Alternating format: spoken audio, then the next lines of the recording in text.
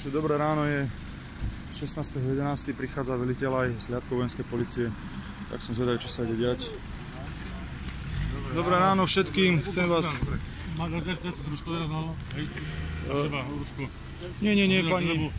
Dopúšťate prestupku, hej? Áno. Bola výhľašky verejného zdravia, hej, takže...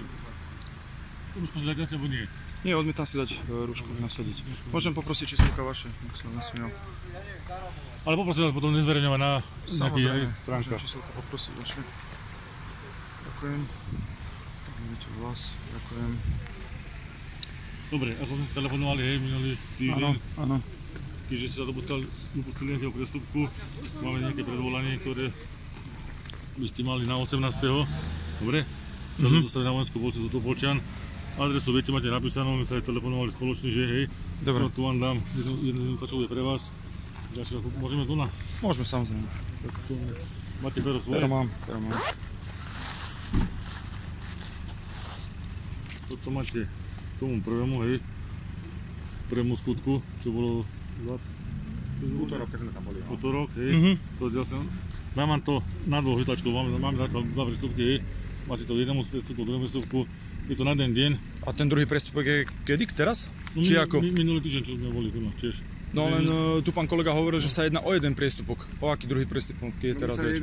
Každý skutok, čo máte. O jeden priestupok sa jedná, čo sme boli v útorok v Rúško.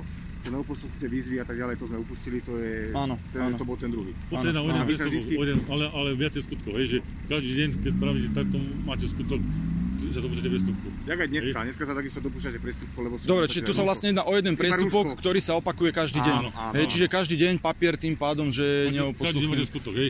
Tu máte rýchlosť, keby ste išli rýchlo, jasné, rozumiem vás. Zamerajú, jeden deň, a nebude, na každý máte nejaký skutok, ste spravili, hej. Máte to isté, že každý deň sa dopúšťate, keď sme tu na, hej, z toho skutku. Hej, rozumiem. Dobre? Takže vás poprosím vás tu na, hej, prevzať.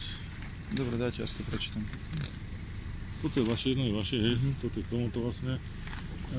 To sú dve rovnaké, hej, to je tá semička, hej, na 9 hodinu. Dobre? Dobre.